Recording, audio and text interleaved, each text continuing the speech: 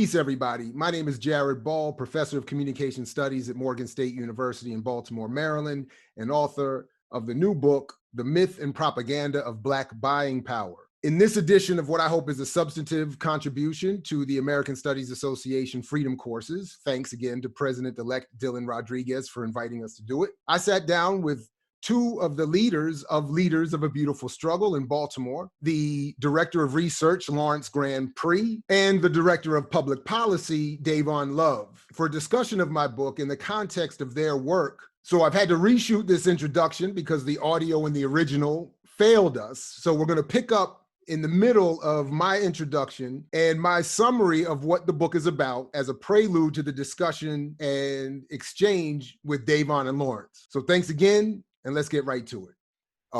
As it is now, 1.3 or plus trillion dollars in annual spending power, or buying power, and that this buying power is just incorrectly used, that we lack so-called financial literacy. And the results are we spend frivolously on hair and rims and fronts and other, useless items. And if we were more, again, financially literate and responsible, we could marshal all of that money more responsibly to address, if not fully upend and end, but make a dent or a positive impact on persistent income and wealth inequalities in this country. And we hear this, we've heard this for decades. We hear it throughout the Black political spectrum. So we hear it from the business class all the way to the so-called progressive left and everywhere in between. And for more than a decade or so, I've been wanting to unearth the origins of what I'm calling a myth and to understand how it has been so prevalent and sustained. And essentially, what I've concluded is that economically, the argument is more simple. We don't have 1.3 trillion in the Black community. Collectively, the Black community doesn't even earn, I think, somewhere around, it's roughly around 800 billion a year. And then the argument that would then follow that suggests that if Black people spent every penny of that this somehow constitutes power, and in the conventional understanding or sense of the term. And what I'm arguing is that not only does that money not exist, but it's a concoction of propagandized advertising, marketing, public relations mechanism meant to, in its modern iteration at least, and we could talk more about the historic, the deeper history later, but in its modern iteration, it's a myth propelled largely by the Black commercial press in league with the white commercial press, supported by certain government figures, particularly the Chamber of Commerce historically, to promote an economic condition of Black America that's obviously better than it actually is, and for the Black commercial media class to attract white advertising dollars by promoting, again, an economic condition in the Black community that does not exist. So by saying that there is this $1 trillion to spend, white ad buyers who spend nowadays roughly $500 billion a year would spend some of that in Black owned or Black targeted media, commercial media, allowing for at least a segment of the population, the community, to improve itself economically. The problem, though, is because it's so persistently carried throughout the Black press, throughout activists, pundits,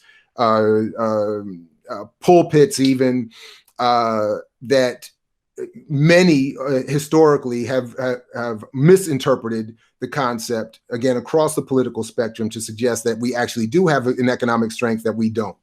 And I think that ultimately this inhibits not only an analysis and an interpretation of the actual condition that we face, but programmatic strategies, developed responses to address those concerns. So as I conclude in the book, my argument, broadly speaking, is that instead of addressing ourselves to a mythological $1 trillion that does not exist, that public policy should be developed, movements should be developed that address themselves to a public policy development around redistributing the $20 trillion in gross domestic product that does exist in the United States, that could be distributed in such a way, theoretically at least, through public policy to make want for any community to more or less be eradicated. Excuse me. So with that broad overview, I've invited two again folks that are members of an organization I've been supportive of for several years, many years as far as I can remember now, and who I've invited them to read the book and respond to the book and to talk about their work in the context of some of these arguments that I'm proposing, and for us to see what I think is part of the value of the book is that it encourages some discussions around the function of the economy, and in this sense, the relationship Black people have to it, but it could be extrapolated in some ways to a discussion of how all groups in this country relate themselves or find themselves situated within the economy. So, Dayvon Lawrence, I will turn it over to you and invite your immediate responses to having read the book, and then to how you think it does or does not support the work that you do, and we'll go from there. I'll go ahead and start. So I thought that this is a really, really important clarification of a issue that really props itself up in a lot of ways in terms of Black advocacy and political theory. I think that one of the things that you hear a lot is, I think, two different versions of this mythology being played out.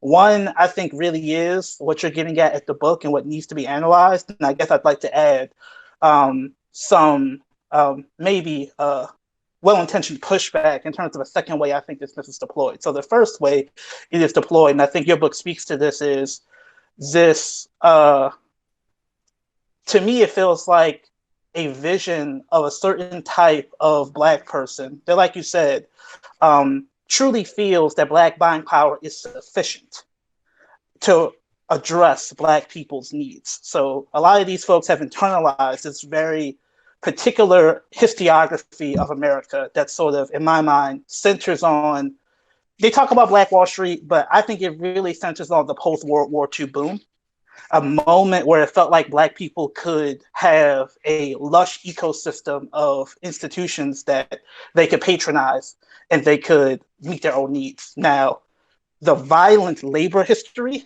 that produced any gains that were had in that post-World War II moment is completely erased.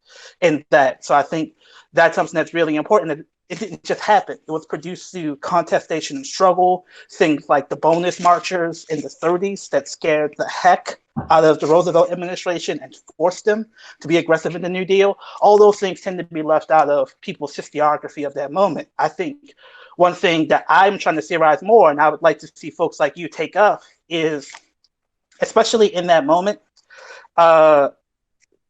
it was basically fed by an American imperative to dominate the world via finance in the Cold War. So there's this incredible nostalgia for, in a very real way, not just in the Black community, but in America in general, to go back to that time. And as a wise person once said, you got to be really careful which good old days you talk about, because those good old days came with the assassination of Lumumba, came with, literally built in the suburbs off of defense contractors. And not only should we question the moral efficacy of the economic paradigm, it's just not coming back anytime soon. So I think you can strengthen the argument by just pointing out, beyond, in addition to the moral dimension of it, the practicality of those particular arrangements and the geopolitical cross pressure of the Cold War forcing certain concessions, and a strong labor movement forcing concessions, when Eisenhower and Jimmy Hoffa aren't coming through that door anytime soon. So if you want, you have to fundamentally rethink our political economy as opposed to being trapped in nostalgia. So I think a lot of people have a vision that that was the good old days where men could be men and we could earn our living and protect our families. And they're chastising the contemporary generation for not fulfilling that ideal in an individualistic, moralistic way that obscures that structural relationship. So I think that's the way a lot of people deploy this language of Black buying power, and I think it's essential to critique that. The last thing I would say in this initial opening of the conversation is I do think that for a lot of people, it means something different to them. I think for them, in the face of seeming helplessness of these totalizing conditions of white supremacy, global capitalism, anti-Blackness, the vision of Black people pooling their resources is a necessary corrective to the sense of political disenfranchisement and helplessness that comes with the contemporary world we live in. And I think the distinction is they don't make the sufficiency argument of Black buying power. They make the necessity argument. And I think that someone, as you talk about, like Amos Wilson, is an example of that impulse, right? And I think that the ability to use what I think is a laudable desire to use what we have, to do what we can, to get what we need to make sure we don't lump that in with, I think, this very regressive impulse to see buying power as sufficient, and then use that to chastise people when they don't fulfill a sort of ridiculous ahistorical ideal. So that was, I guess, sort of my basic overview of some of the things that I'm thinking about the book. Right on. Yep. So for me, there are three things that just in terms of just general reflections on the book. The first is that for me, a part of the importance of the critique the book makes of this myth, there's empirical evidence of the failure of this belief that all Black folks got to do is pull our wealth and things will be better. I think the Freedmen's Bureau Bank is such a great example of that, where, the idea was all Black folks would deposit their money in that bank, and it failed, right? And I think some of the history around that is such where it's described as like mismanagement, like all of kind of like pathologizing of Black people that folks try to put on it. But, the central idea is Black folks have this, as I've heard you say a lot of times, Black folks have the same amount of wealth now that we had in 1863, right? And so whatever wealth is available to us now was available to us then. So I think that's just, it speaks to the importance of the debunking that mythology. We don't have enough money on our own, and that's just important to know. Second piece is, I actually think the most important piece of the book is the distinction you make as to how power is used in a way that would not make sense for any other political context, right? So on the frame, buying power, your ability to consume other people's stuff and make other people wealthy is not power. And I think, unfortunately, one of the things that Amos Wilson once said, who, as you point out correctly, falls into the trap of using this, blind buying power frame in some cases. But one of the things that Amos Wilson says is that one of the impacts of white supremacy, colonialism, and such is that we've been so injured by power that as Black people, our relationship to it is, very distorted. And I think this notion of like buying power having anything to do with that is just an example of how distorted Black people have become because of colonialism and the internalization of notions of Black inferiority. Our ability to buy white people's stuff, it's one of those things that one of the underlying pieces is we feel good to be able to say we can buy your stuff too, So I actually think that's the most important point that's made in the book, that I, particularly as it relates to thinking about just the collective political psychology of people who describe themselves as political activists for Black people. Like, I think that's why that point's so important. And then lastly, we talked a little bit about this before we started. It's interesting. LBS, our organization, operates in this weird space, right? Where you have some people on one side that are like, we need to really engage in politics to get more representation. There's more women in Congress, more women of color in Congress. And so, so politics is important. And, part of what we end up having to say is, well, the financial arrangement remains the same, but just different faces on it. And so we have to be mindful of that. Not that representation doesn't matter at all, but that its implications we have to address the implications to the shift in economic power and whether economic power is being shifted in a way that's beneficial to us given representation. So we end up having to be, arguing with some of those folks. And on the other side is we deal with folks who are like, yeah, we just got to pull our money.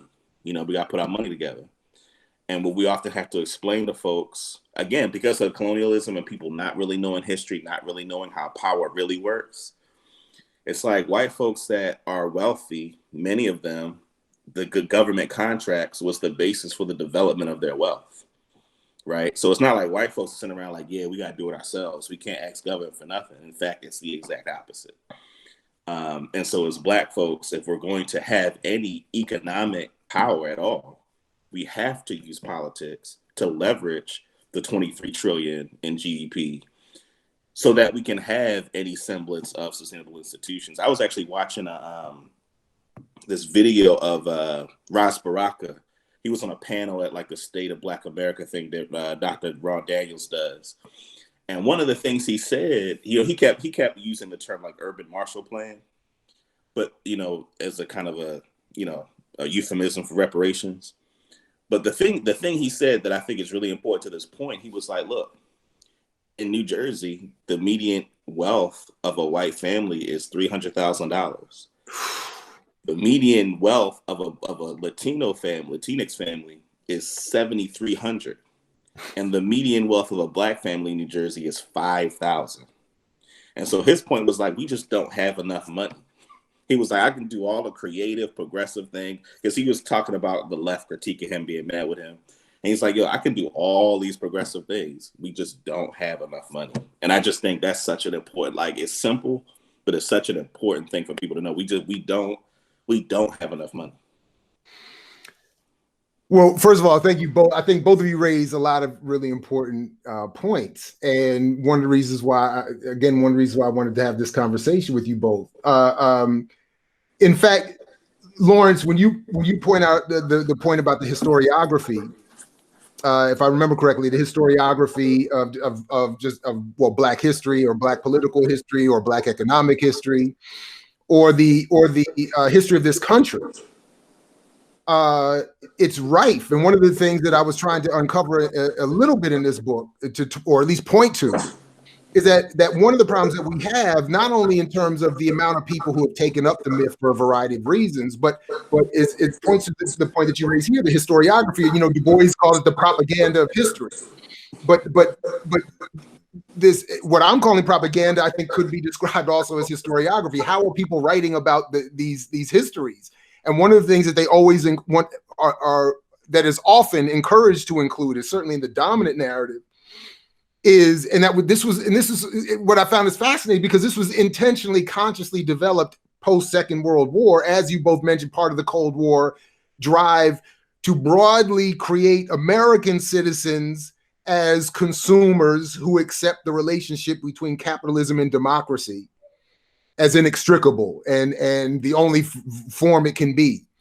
That the subset of that was the so-called Black version, which was to recreate Black people not as potential revolutionaries in looking to access civil and human rights, but as equal American consumers capable of achieving and participating in the American dream, having been welcomed in that post Second World War moment of being welcomed into the labor community for maybe the first time ever, with a chance to earn in some relative equivalent a rate. So a lot of what I find myself struggling against, and I think we end up struggling in terms of the book, but I think we all end up struggling against in terms of the work we're doing in all areas, is this historiography or propaganda, as I'm more directly or phrase describing it, that encourages us to only look at economic or really Black capitalist endeavor as the mode towards advance. And this is the way, and I'll pitch it back to you two here,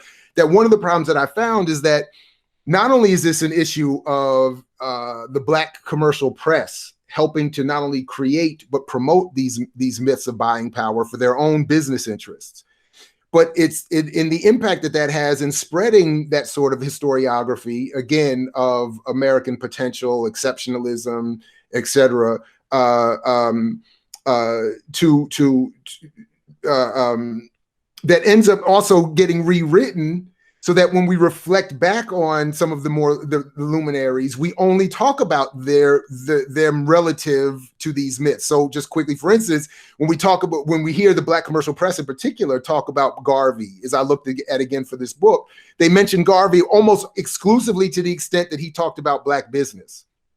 And they note the same thing about Du Bois and Booker T. Washington. And it's interesting that were the three, at least Du Bois and Garvey certainly agreed, was where around this concept of buying power. Again, to use it differently for different purposes. But anyway, so my point is, when it gets reflected back to us, certainly by the time we're talking about my generation, yours, and those coming up after both of ours, is that the historiography, the propaganda, the mythology is just becomes this echo chamber reverberating all around and across the political spectrum, from Malcolm X to Farrakhan to Amos Wilson to Claude Anderson, all in one form or another at different points or another, telling us we have this buying power, we should do better with it. So I don't have a particular question on that, but I just wanted to respond, and then I'll invite you to respond to anything I've said, and we can go on from there. I do have some, but hearing you both, that was my initial just sort of thought upon thought of your thoughts, or in response to your thoughts. Anything in any of that you all want to respond to or elaborate on? Otherwise, I do have other specific questions that we can go to. Yeah, I'll chime in. I think that one of the things that you bring up, I think gets to some of the ways I want to maybe try to flesh out some nuance within some of the things that may be relating to your argument. Because the flattening of Marcus Garvey as simply the guy who bought the ships and talked about buying Black, I think it's very problematic, because one of the things that his formation did was, again, though they are deemed anti-political, they worked on anti-lynching legislation, and they actually for a time worked with the NAACP. That's right. But they challenged the NAACP's concessions on some of these lynching issues. And there is a paper by a woman named Megan Mink Francis that actually looks at NAACP minutes and correspondence during the 20s. And what she finds is a very clear shift from anti-lynching work to legal challenges to desegregation. And she tracks the change in the NAACP's focus to money they receive from white philanthropy, particularly the Garland Fund, that saw a very prominent victory that the NAACP had. Very prominent, but actually very minor in its impacts on Black life. Basically saying, after they massacred Black people in Arkansas, it was unfair for them to have an all-white jury convict the ones they didn't kill. So that was the legal win the NAACP won. And white philanthropy said, my God, look at this legal victory. This is what we should be focusing on, because we can sell this. This makes us feel good. Doesn't shift power, but it makes us feel good. So then they invested a bunch of money into the NAACP on the explicit assumption they focus more on judicial advocacy than grassroots agitations, things like anti-lynching, things like that. And this is actually not just Megan McFrancis, but other scholars have pointed out this trajectory towards the sort of LDF-ification of the NAACP. But I bring it up just, let's say, again, the reason Garvey's people didn't have to capitulate is because they had independent funding and they could pool their resources from the Black community. Now, a part of my frustration with this conversation, not necessarily with you, but with the way it gets deployed, is that this Black buying power argument really is an integrationist argument. It says that we need to become part of this larger economy, take our slice of it, but the economy itself, which is a white economy, is where we should play. But it often gets deployed against people who talk about building up Black independent institutions in a way that obscures the way that power functions in these relationships, right? So just another sort of concrete example of some of these dynamics playing out, cannabis advocacy, which I think both plays into what you're saying, I think elucidates the necessity of nuancing it. So cannabis advocacy is the issue we work on directly, something we have direct experience with, which I think the myth of Black buying power has oversaturated narratives as to what social justice in the cannabis space looks like. There's a lot of mainstream media, as you say, which talks about we should be able to sell it as Black people because we went to jail for it. Now, in reality, it cost about $20 to $30 million in upfront capital to do a full-scale cannabis grow. It costs between $3 to $6 million and upwards to do a full-scale cannabis dispensary. So the only people really benefiting from this corporate view of social justice and cannabis are extremely rich Black people, right? And so it's been up to groups like us to really challenge the cannabis advocates to expand the vision of what social justice looks like in the cannabis space beyond, I think, this myth of Black buying power. We can circulate the cannabis dollars in the community and then we all get a piece of it. And I think that we're able to do that because outside of the myth of Black buying power, we ourselves are independently resourced through things like Black people pooling their resources. Like, one of the biggest things I realized in cannabis is that part of the reason why it's been so hard to get good social justice in this space is that the white foundations have just simply refused to fund any work in this space, right? So that's where that sufficiency versus necessity claim, I think, comes in, where you do need Black people pooling their resources to build Black institutions. It's not sufficient to address Black problems, but it is necessary to have independent Black institutions be able to do the political pressuring that in order for us to put leverage on these political levers so we can get better outcomes. And just making it very clear that we shouldn't lump that in with, I think, the other version of it, which views these things as inherently sufficient, because our goal is to be just like the white folks. That's important nuance, and I definitely want to come back to that. But Dayvon, I want to make sure you get your chance to chime in. I'm cool. Let's keep going.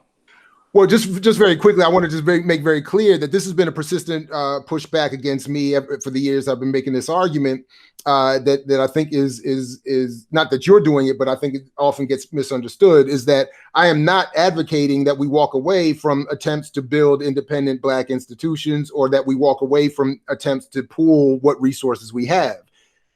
If anything, I'm just trying to say that the claim that we can pool our relative incomes and so-called buying power is, as you say, far from sufficient. I mean, in fact, it can't work.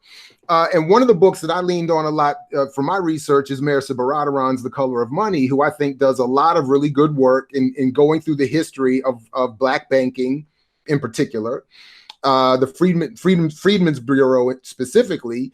And the underlying simplified theme is that Black people don't have enough money to put enough money into banks, to have that money turned into enough capital to be redistributed in large enough sums back into the community to change these unequal conditions. And in fact, as she talks about, if we don't have time to get into it here, in fact, the small amount of deposits that we end up making in Black banks hurt those banks because it costs those banks money that they can't actually afford. Which is, again, why we end up with the situation. One of the reasons why we end up today with the same amount of Black banks that we had, I think 22 or 23 that we had in 1969. We can't sustain growths in banks because we don't have any money. Anyway,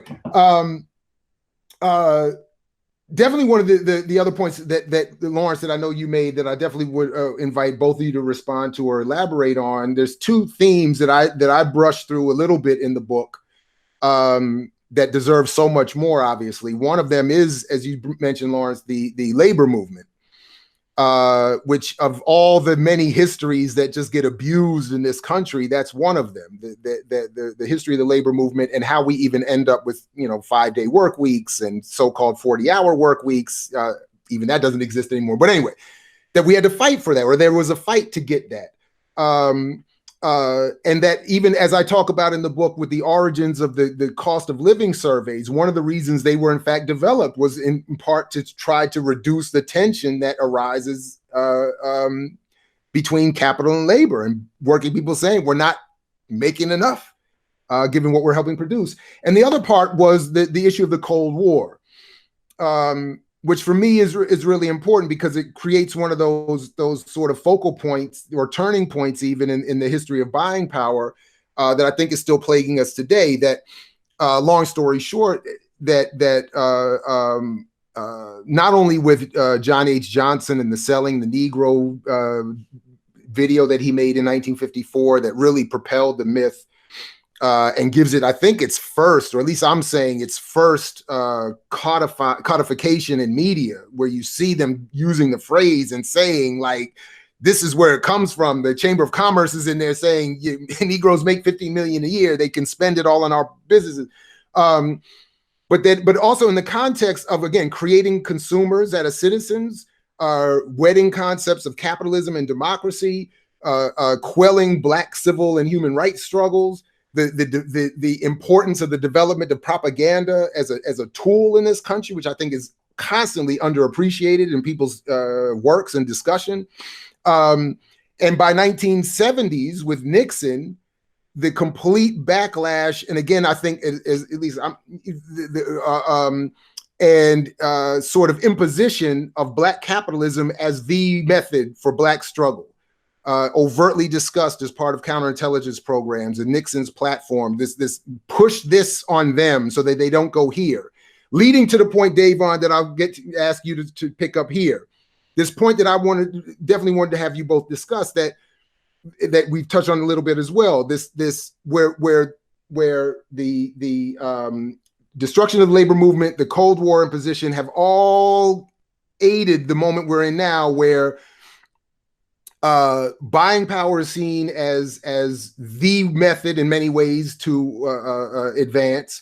Politics are seen as the pessimistic. We got to, there's no hope there. We got to get our money right before we can enter politics. And this again, separation of the political world from the economic world, which is something I know you all deal with. You've mentioned already.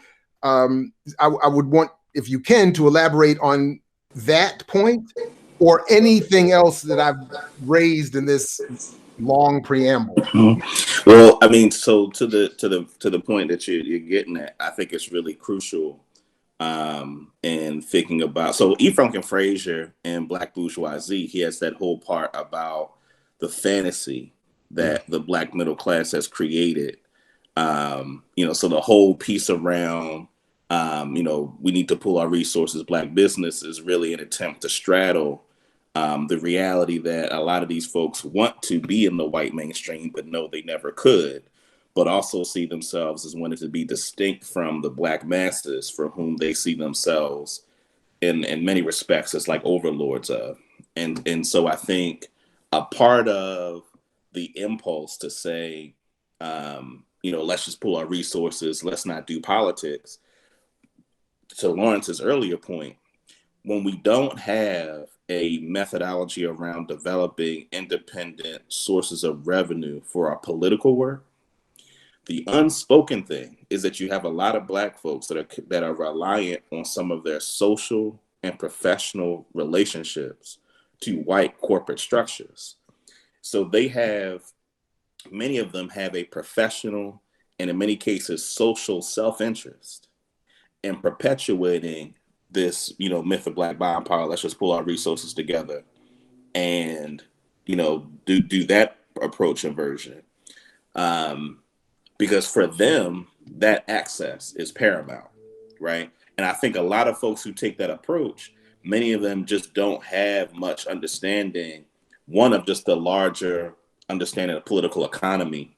Like, they don't understand America is a big white corporate plantation, has global reach and implications.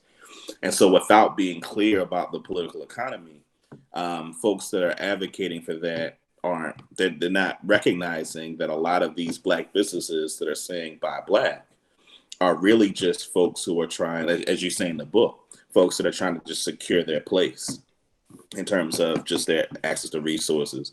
And then the other thing I also say about the political side of it is that I think this also then shows up and how, particularly on the national level, this shows up as to how Black folks interact with politics.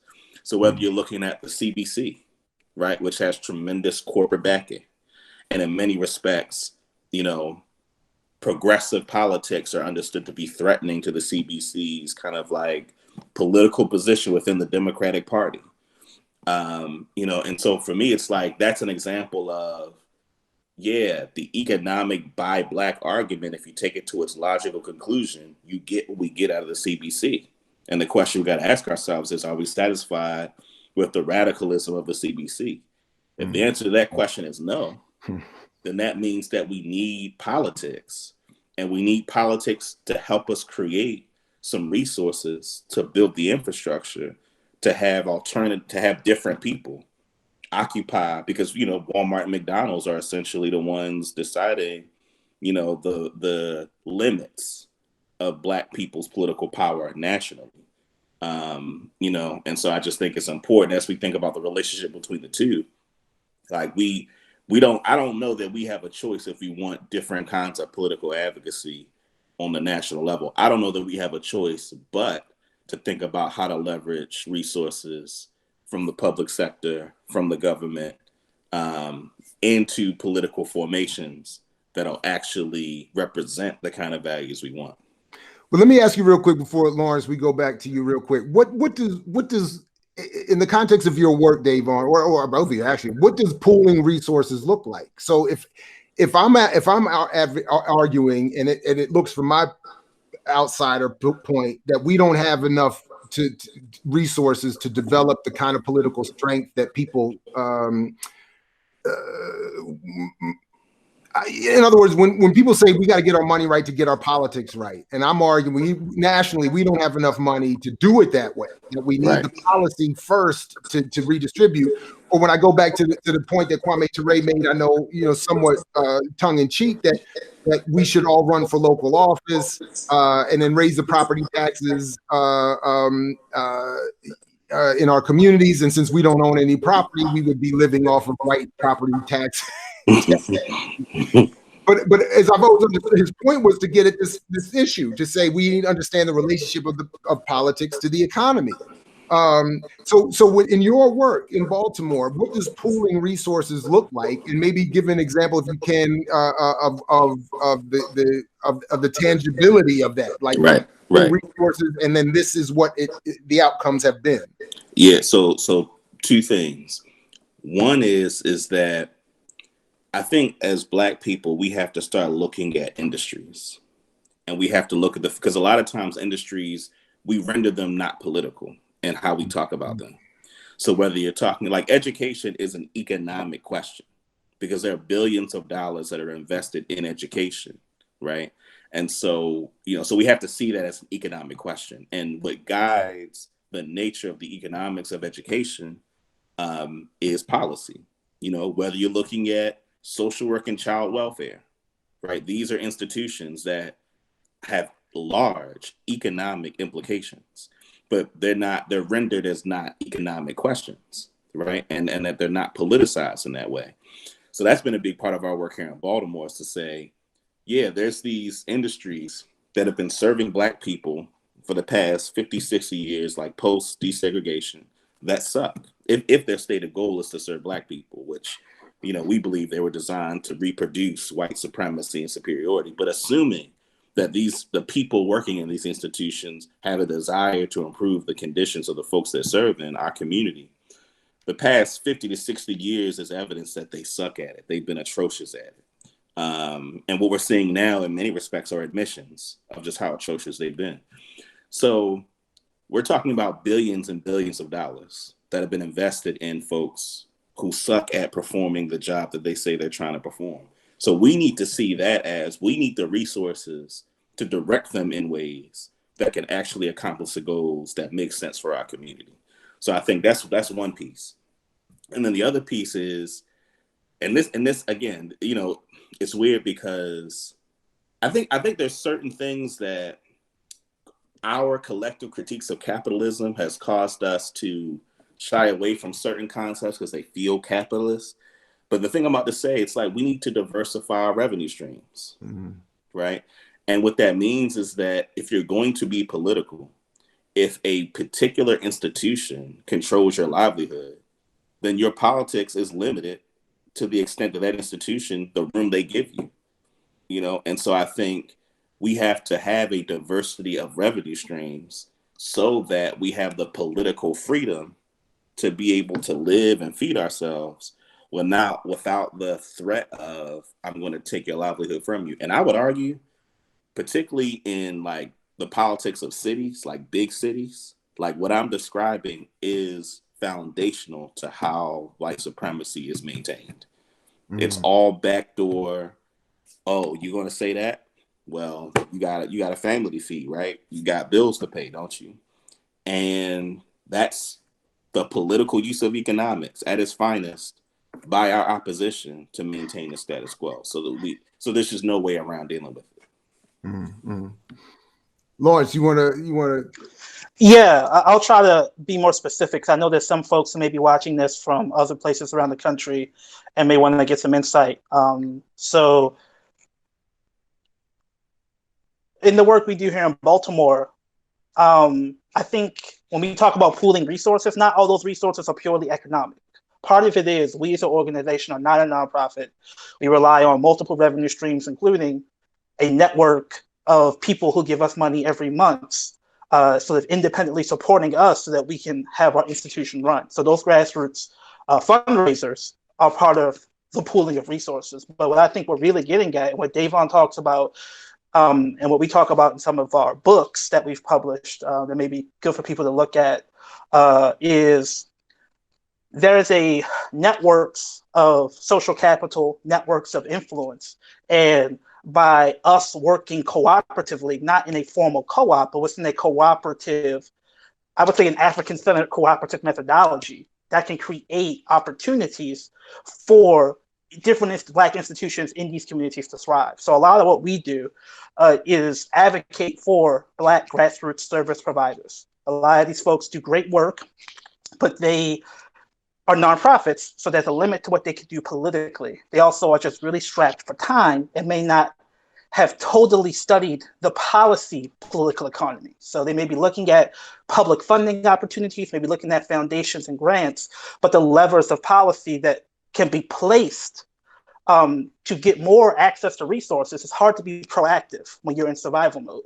So because we are independent, we're not a nonprofit, a lot of what we have done over the past few years is find ways to be proactive in the local statewide space to bring more resources down to grassroots service providers. So there's the Baltimore City Children and Youth Fund, which is a $10 million pool that was basically going to get snapped up by big white service providers who are going to claim to be doing work for our youth, but be using methodologies that have been proven to not be effective. So it's through political advocacy, which we could do because we're independent and people have pulled their resources into us. We were able to advocate in a way that allowed for that fund to not be housed under a government bureaucracy or a big white nonprofit, but the decision-making power for that money was in the hands of a representative community board. And they actually literally voted on these different proposals, and that's who got the money. That may not sound like a big thing, but that's incredibly disruptive to the political economy of power in a city like Baltimore, where controlling who gets resources is controlling who gets to eat and who starves. So by disrupting that dynamic, it feeds the organizations that got funded, which are more Black grassroots organizations, so they can do more work. They can then talk positively about us and our work, and then we get more opportunities off of that. So that's an example of a cooperative relationship that goes beyond purely traditional economics. And I think that some of these political dynamics of power get obscured sometimes when it's solely focused on bank accounts, solely focused on dollars in the traditional capitalist economy. The nonprofit political economy, the nonprofit industrial complex, and the politics of public funding is incredibly important to these dynamics of Black institutions and Black community survival that sometimes get obscured when the focus is so much on the banks and so much on traditional business. I know we're about to have to wrap up, but I just want to very quickly, it sounds to me that you both are describing in microcosm a version of what I'm advocating needs to happen nationally. If I'm hearing correctly, you're talking about self-determined Black-led organized efforts to address themselves to the broader pools of resources we have all contributed to. In the first place, when I keep talking about the GDP, it's often misunderstood that when people say we have a national economy that rivals the GDP of other countries, which is incorrect for a number of reasons. One, because GDP is not a measurement of inequality, and it's only a measurement of the wealth that is created for those who own the economy. So every time we shop and pay a bill and even have a Google whatever we're doing here, we're contributing to that GDP. We're contributing to the wealth of these companies, to these people. And it's public policy that could redistribute it. It's public, theoretically, it's public policy that says it only goes to the 400 families or the top 1/10 of 1% that have all the, you know. So anyway, it didn't occur to me how brilliant it was for me to reach out to you in the first place until just now. Again, I'll pat myself on but it seems to me that you all are doing in the microcosm what I'm advocating needs to happen nationally, so that if people just would follow the LBS model and macrotize it, if I can make up a word, we'd be good, right? Mm-hmm. You know, one thing I'll add to it. One thing I'll add to this, and it's really, this isn't necessarily a critique, but I would say something that I think needs to be added to the analysis.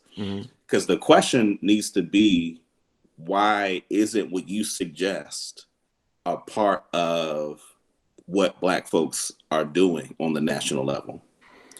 And because the answer to those, because I think sometimes what people will say is, well, we tried that, you know, and with a misreading of history, they'll say, we tried that. We tried, you know, CRA and, you know, affirmative action and minority set-asides, and you know what I mean? And so I think folks will, you know, in misreading the history, will say we tried that. And I think a part of what folks need to understand is that the reason that those efforts have not been as successful as they need to be is because the folks who have the power understand the threat it is to the system being how they like it. You know what I mean? And I think there needs to be a whole lot more depth of analysis and conversation, particularly in academic spaces. Like I very rarely, it was hard for me to find an abundance of literature that talk about this problem of how those entities that address themselves to public policy and the redistribution of resources, how, whether you're in the academy or whether you're in politics or business, that the viciousness that is levied upon folks and the mechanics of that. And on the other side, and it sounds oversimplified to say it, there's some general cowardice, I think, among the class of folks that are in position to advocate these kind of things, because there's the underlying kind of understanding, if I go there, I'm not going to get that job that I'm trying to get. You know, if I go there, I might not get promoted the way that I'd like to be promoted. And that's the piece that I think we got to talk about, that part of it, because, you know, because it's the reason why we're not there. It's the reason why folks aren't at the place where you end up in the book. Well, the next time we link up for one of these, that's where we'll start. That's the question we'll start with. I think that's a great teaser for whenever that part 2 is coming. So, oh yeah, Lawrence Grandpre, Dayvon Love, Leaders of Beautiful Struggle. Thank you very much for doing this. I appreciate your time. To all those watching, please be in touch with them to follow up with their work, and we hope you found some value in our attempt at contributing to the American Studies Association Freedom courses. So, thanks everybody. And as Fred Hampton said, peace if you're willing to fight for it. So, peace everybody.